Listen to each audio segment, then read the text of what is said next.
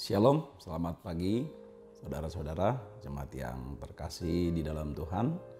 Tentunya semua dalam penyertaan Tuhan sehingga sampai pagi hari ini kita bersuka cita. Sebelum kita memulai aktivitas kita, terlebih dahulu kita membuka hati kita untuk menerima firman Tuhan yang menjadi renungan bagi kita untuk hari ini. Mari kita berdoa. Kasih karunia dan damai sejahtera menyertai kamu sekalian. Amin. Firman Tuhan renungan untuk hari ini tertulis dalam kitab Pengkhotbah pasal 7 ayat 7. Demikian firman Tuhan. Sungguh pemerasan membodohkan orang berhikmat dan uang suap merusakkan hati. Sungguh pemerasan membodohkan orang berhikmat dan uang suap merusakkan hati. Demikian firman Tuhan. Saudara yang dikasihi Tuhan, tentu bagi kita, terutama di era media sosial dan informasi yang begitu cepat kita terima, berbagai peristiwa yang terjadi, termasuk di sekitar kita, juga di negeri kita, bahkan mungkin di mancanegara, dapat dengan mudah kita akses.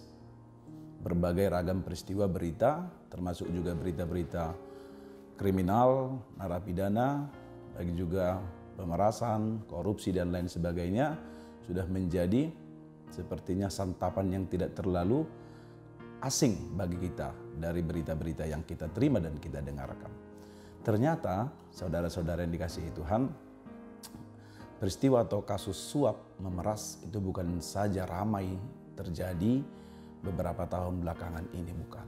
Tetapi Alkitab juga mengisahkan bahwa tindakan atau perbuatan memeras dan menyuap juga pernah terjadi di Alkitab. Oleh sebab itu, ketika Israel telah dibawa keluar dari Mesir, Tuhan melalui Musa dengan cepat mengingatkan mereka dalam Keluaran 23:8 agar siapapun tidak menerima suap di tengah-tengah hidupnya. Karena apa? Karena memang suap membuat buta mata orang-orang yang melihat dan memutarbalikkan perkara orang-orang yang benar. Demikianlah kekejian dan jahatnya tindakan menyuap dan memeras. Oleh sebab itu saudara, bahkan di Alkitab sendiri pun pernah dikisahkan tentang kisah Nabot dengan kebun anggurnya yang diinginkan oleh Raja Ahab.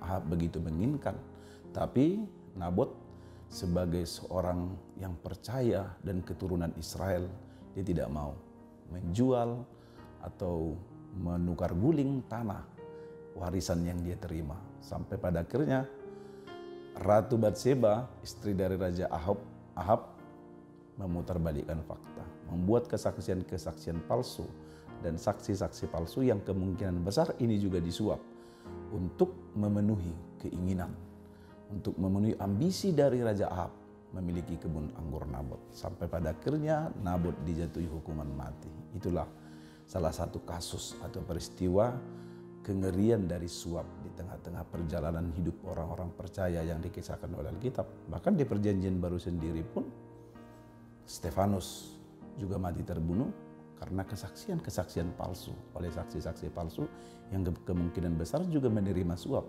Sampai akhirnya Stefanus mati dibunuh. Nah, saudara-saudara yang dikasihi Tuhan, dari kedua kasus dan masih banyak kasus dalam Alkitab itu, dan juga kasus-kasus yang ada sampai hari ini, kasus suap menyuap, kasus memeras, baik yang terjadi di tengah-tengah pemerintahan, lembaga, instansi, dan juga yang terjadi di swasta, dan lain sebagainya di tengah kehidupan kita sehari-hari, juga ini terjadi. Mengapa tindakan-tindakan yang demikian sampai hari ini masih ada? Sementara kita tahu undang-undang atau ketentuan atau hukum yang telah dibuat oleh pemerintah bukan kurang baik, malah sangat baik. Sistem sudah ada, perundang-undangan sudah ada, hukum sudah ada yang mengatur. Tetapi kenyataannya perilaku suap atau memeras tidak kunjung berkurang, malah semakin merajalela dan semakin meluas di tengah-tengah kehidupan, terutama di lingkungan instansi pemerintahan dan lain sebagainya. Nah, bahkan mungkin bisa terjadi di tengah-tengah gereja. Nah, oleh sebab itu saudara-saudara dikasihi Tuhan, mengapa hal ini bisa terus terjadi? Apakah sistemnya kurang baik? Atau apakah hukumnya kurang tegas? Atau apakah penegak hukumnya kurang tegas? Saudara-saudara yang dikasihi Tuhan, bukan sistemnya yang kurang baik. Hukum sudah ada, ketentuan pun sudah ada, tetapi yang menjadi soal adalah karakter, mental dari para masyarakat atau pelaku-pelaku yang melakukan suap dan pemerasan. Oleh sebab itu, sekalipun sistem sudah dibuat sedemikian rupa dan sedemikian baik untuk meminimalisir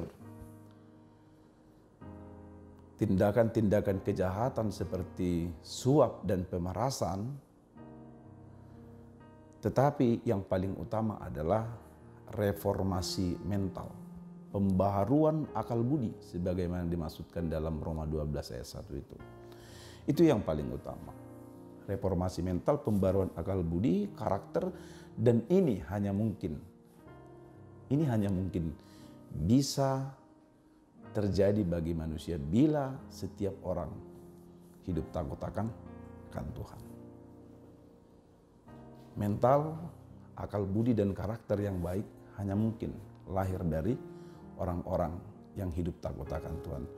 Oleh sebab itu, saudara-saudara dikasihi Tuhan, seperti yang disebutkan dalam nas renungan kita hari ini, karena pemerasan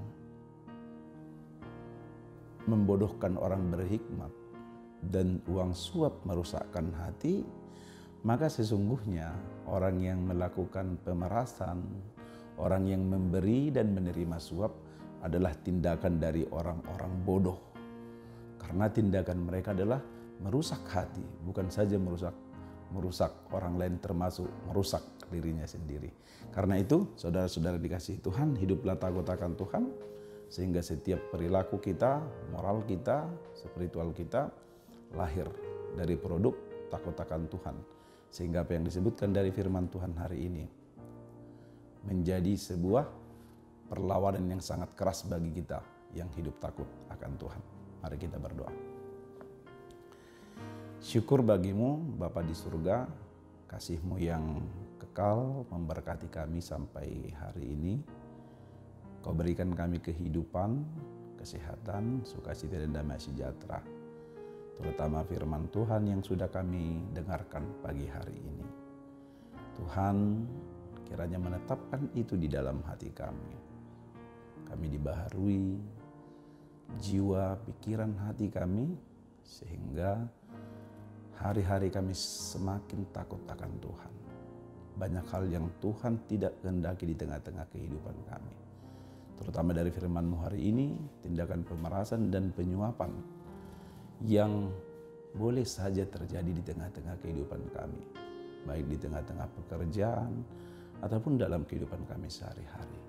Kiranya dengan takut akan Tuhan, kami semakin menyadari bahwa tindakan yang demikian sangat bertentangan dengan kehendak-Mu.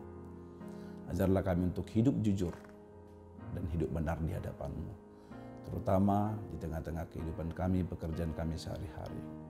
Agar kami berlaku jujur dan benar, sehingga setiap apa yang kami kerjakan menjadi berkat bagi kami dan bagi banyak orang, juga menjadi ibadah persembahan kami kepada Tuhan. Berkati seluruh jemaat-Mu di HKBP Limo ini, dan juga saudara-saudara kami yang turut mendengarkan renungan ini. Mereka terberkati dengan firman Tuhan, dan hidup mereka satu hari ini dalam pimpinan dan penyelenggaraan Tuhan.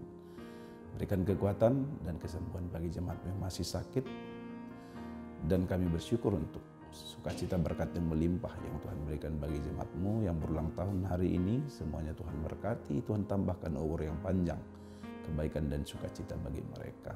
Kami serahkan hidup kami sepenuhnya ke tangan pengasihan-Mu, Tuhan yang menjaga dan menyertai kami. Dalam Yesus Kristus kami berdoa. Amin.